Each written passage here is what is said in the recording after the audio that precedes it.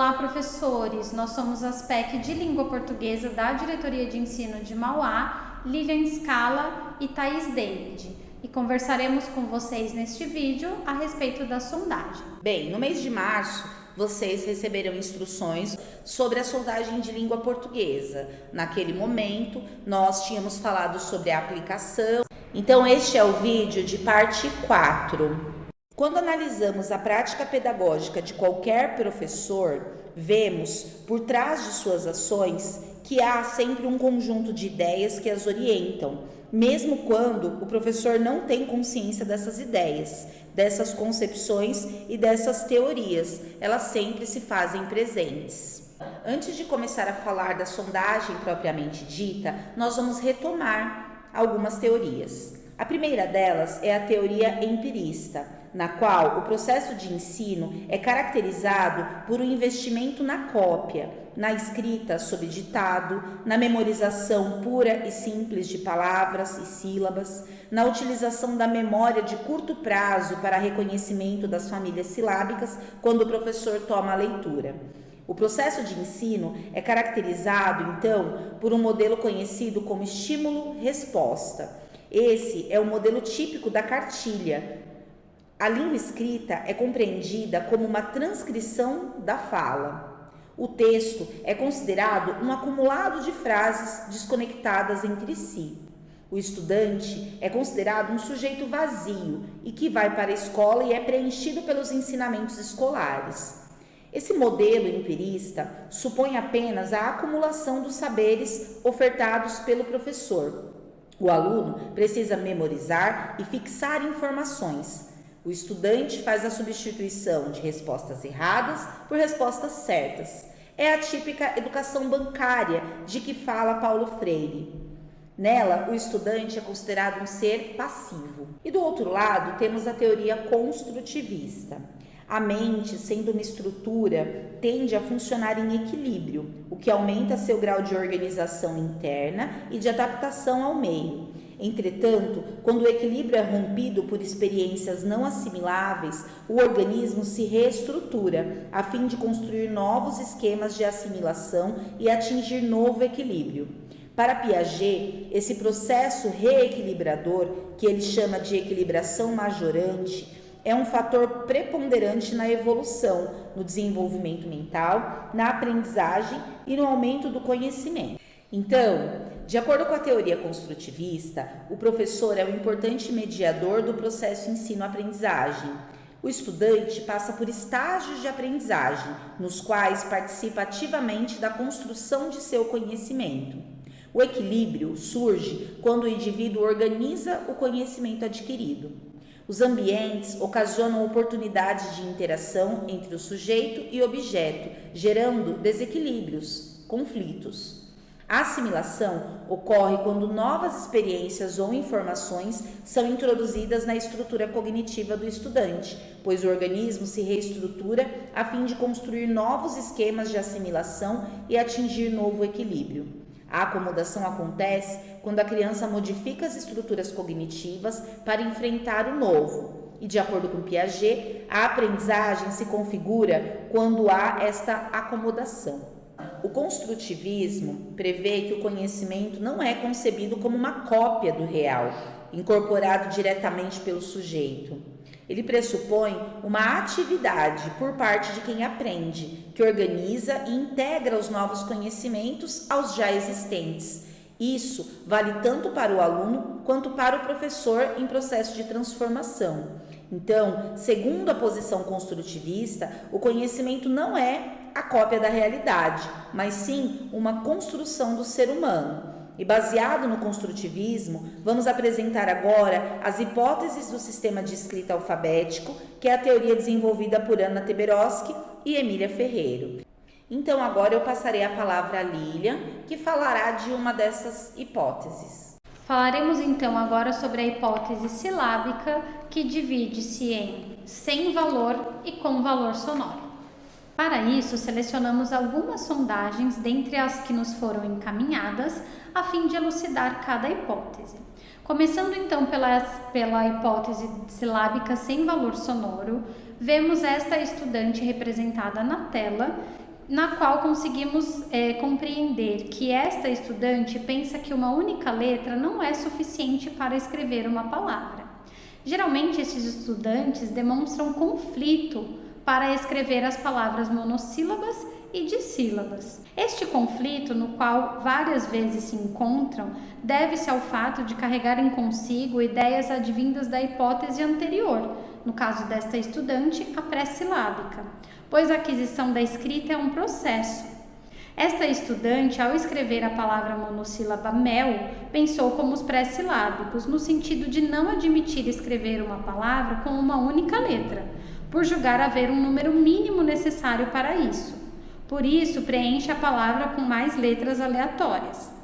Ela está na hipótese silábica sem valor sonoro, uma vez que não relaciona a palavra escrita com os fonemas desta palavra. Portanto, o que ela precisa saber é que a quantidade de letras varia de uma palavra, sílaba, para outra. Já esta estudante compreende que cada letra vale para uma sílaba, portanto também está na hipótese silábica. Porém, como relaciona a palavra escrita com os fonemas, já possui o valor sonoro à sua escrita, ora colocando vogais pertinentes, ora consoantes. Observemos a palavra gelatina. A letra G corresponde à sílaba G, a letra L corresponde à sílaba lá e a letra A à sílaba na. O que esta estudante precisa saber é perceber esta diferença entre a sua escrita silábica e a escrita convencional, resolvendo os conflitos gerados tanto no momento da escrita quanto no momento da leitura. Mais um estudante da hipótese silábica com valor sonoro. E neste caso, a pertinência dos sons encontra-se mais forte nas vogais, como podemos observar no registro de gelatina como E, I, A, I. Sendo assim, o estudante precisa ser estimulado nos momentos de escrever e de ler a confrontar suas produções com as produções convencionais, a fim de diferenciá-las. Esta estudante também está na hipótese silábica com valor sonoro, ora acrescentando à sua escrita letras coringas, como podemos observar em gelatina, com letra B na sílaba ba para lá e novamente, ao final da palavra, para a sílaba na. O que esta estudante precisa saber é entender que é possível escrever tudo o que se fala na ordem em que se fala. Agora, daremos algumas sugestões de elaboração de atividades que têm como intuito principal ofertar ao estudante a possibilidade de avançar em seu aprendizado e de construir novos saberes, sem que isso se baseie em folhas de atividades avulsas e desconexas daquilo que os demais estudantes da turma estão aprendendo. Primeiramente, é fundamental modelizar a leitura para todos os estudantes. Afinal, os eixos de leitura e escuta e de oralidade são fundamentais para o ensino da língua. De acordo com a pesquisa mais recente do Instituto ProLivro, que é de 2022, intitulada Retratos de Leitura no Brasil, 56% dos paulistas interessados em leitura desenvolveram esse hábito por influência de um bom professor. Pesquisadores que são referência na educação brasileira, como Zilberman e Lajolo, por exemplo, apontam em suas pesquisas que a leitura aumenta as possibilidades de interação social, uma vez que potencializa o desenvolvimento tanto da linguagem oral quanto da escrita e do desenvolvimento do pensamento intelectual, trabalhando diversas áreas do cérebro e desenvolvendo a imaginação, a criatividade e a criticidade, rumo à formação de um estudante protagonista, capaz de realizar escolhas de forma mais consciente e assertiva. A leitura tornou-se hoje uma ferramenta indispensável à vida em sociedade, a qual, por sua vez, abre as janelas do mundo para o ser humano. Assim, é importante, conforme vemos na tela, modelizar a leitura em voz alta, tanto pelo professor quanto por outros colegas, propiciar contato com a leitura escrita, levando o estudante a refletir sobre o uso da língua escrita e sobre a função social do gênero textual estudado, mesmo que em seu registro, tal como nos modelos que a Lília apresentou nas telas anteriores, ele ainda não faça a escrita de maneira convencional. e também explorar com o estudante elementos presentes na sala de aula onde há texto escrito, como materiais escolares, os livros, cartazes, avisos, placas com o nome do estudante, entre outros materiais disponíveis. Tal como nos itens anteriores, é imprescindível que o estudante tenha o máximo de contato com a língua escrita. Assim, é fundamental manter uma cópia do alfabeto ao alcance do estudante para que consulte sempre que necessário. É importante que seja confeccionado em letra bastão maiúscula.